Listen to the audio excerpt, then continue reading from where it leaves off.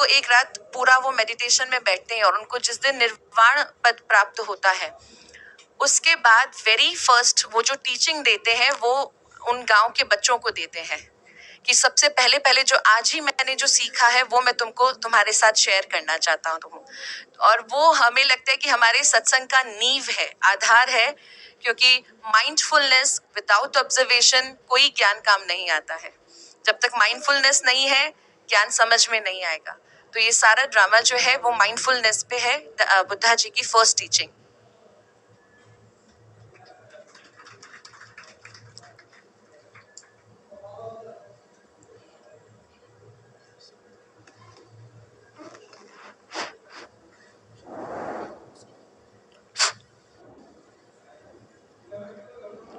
स्वस्ति।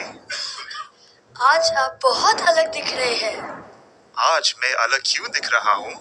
जी, आज आप बहुत अलग दिख रहे हैं। यह बताना बहुत कठिन है, पर आप आज एक चमकते हुए सितारे की भांति दिख रहे हैं। अच्छा, और मैं कैसा दिख रहा हूँ? आप कमल के फूल के जैसे लग रहे हैं, जो अभी अभी खिला हो, जैसे गया सी शिखर पर चंद्रमा।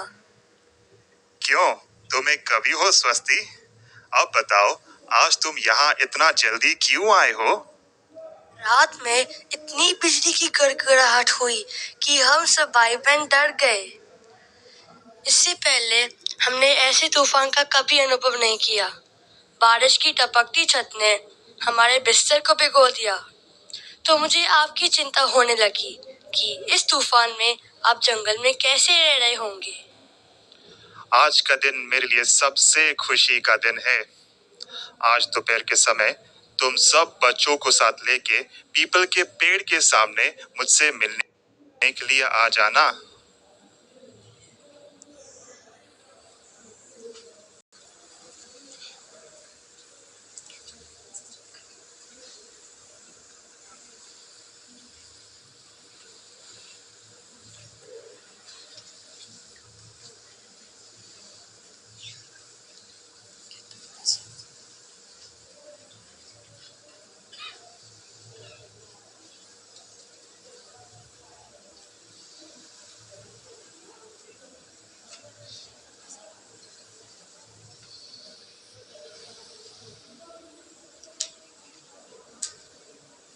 यहाँ सुजाता बुद्धा को ऑफरिंग्स कर रही है, ऑरेंजेस और नारियल और मिश्री।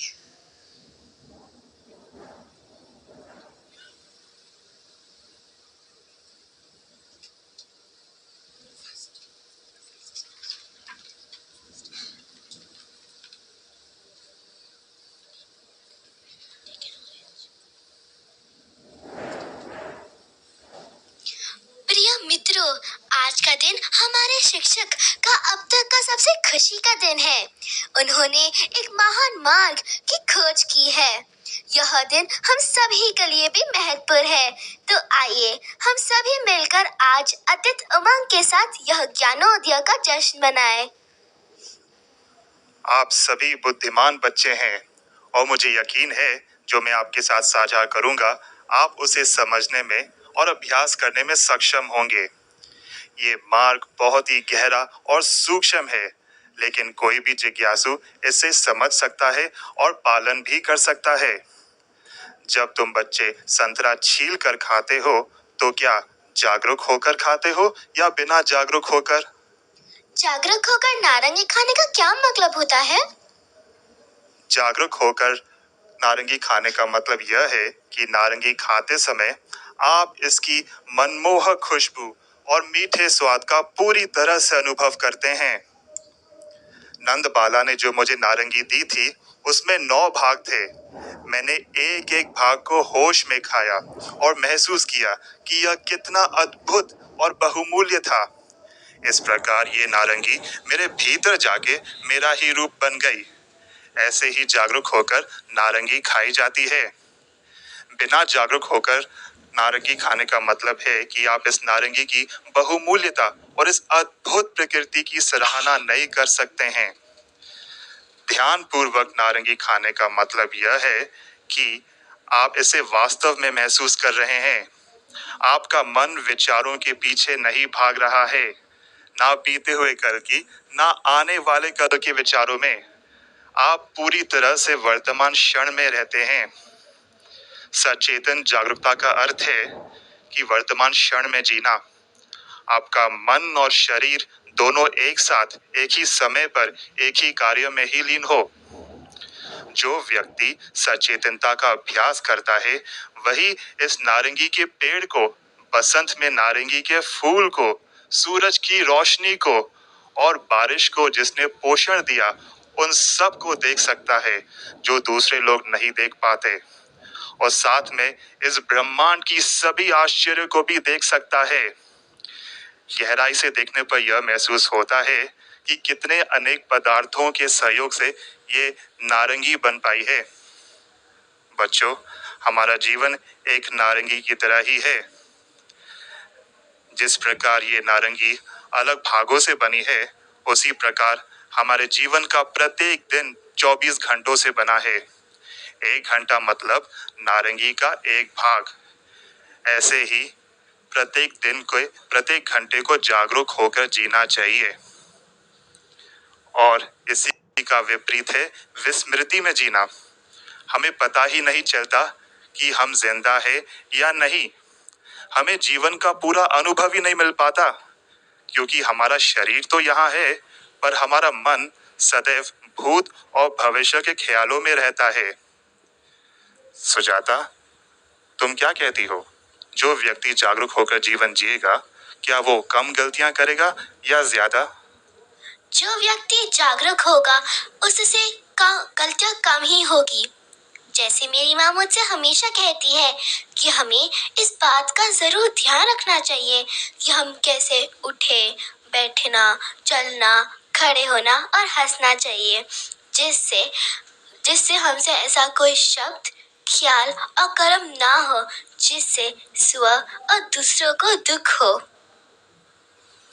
बच्चों, ऐसे ही जागरूक में रहने का मतलब है वर्तमान क्षण में जीना।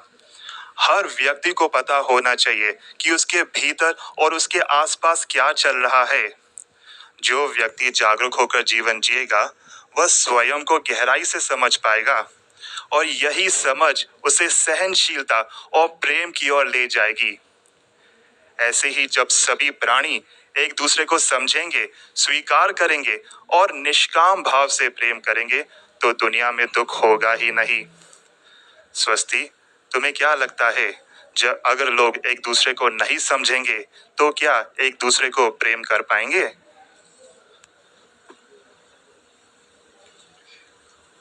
आदरणीय, बिना समझ के प्रेम का होना संभव नहीं है। इसी संदर्भ पर मुझे कुछ ऐसा याद आ रहा है जो मेरी बहन भीमा के साथ हुआ था। एक बार वह पूरी रात रोती रही जब तक कि मेरी बहन बाला ने अपना धैर्य नहीं खो दिया। बाला ने भीमा को पीटा। इससे भीमा और अधिक रोने लगी। मैंने भीमा को उठाया तो मुझे महसूस हुआ कि उसे तो बुखार है। तो मैं समझ गया था कि अवश्य ही बुखार के कारण वो रो रही थी। मैंने बाला को बुलाया और उसे भीमा के माथे पर हाथ रखने को कहा। जब बाला ने ऐसा किया तो उसे तुरंत महसूस हुआ कि भीमा इतना क्यों रो रही थी। बाला की आंखें नम हो गई और उसने भीमा को अपनी गोद में उठाकर प्यार से उसके लिए गाना गाया। उसने एहसास पाकर भीमा ने रोना बंद कर दिया, जबकि अब भी बुखार था। आदरणीय, मुझे लगता है ऐसा इसलिए हुआ क्योंकि बाला समझ रही थी कि भीमा को क्या तकलीफ है। तो मुझे लगता है कि बिना समझ के प्रेम का होना बहुत कठिन है।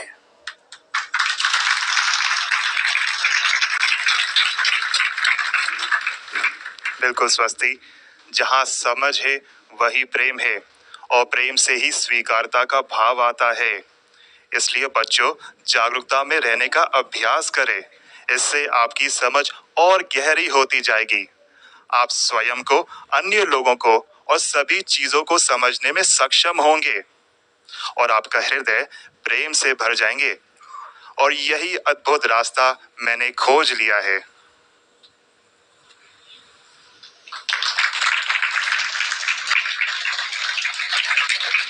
आप एक जागरूक व्यक्ति हैं जो बताते हैं कि जागरूकता में कैसे जियो। क्या हम आपको जागरूक कह सकते हैं?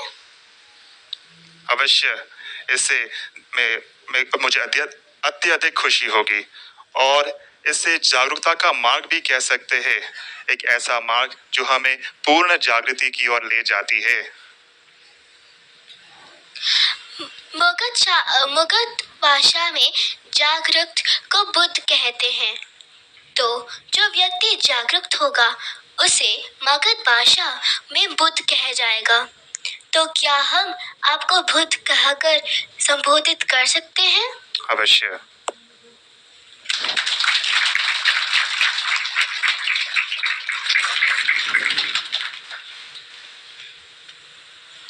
आदरणीय, आप इस वृक्ष के नीचे हमको ज्ञान दे रहे हैं और हम बहुत प्रसन्न हैं।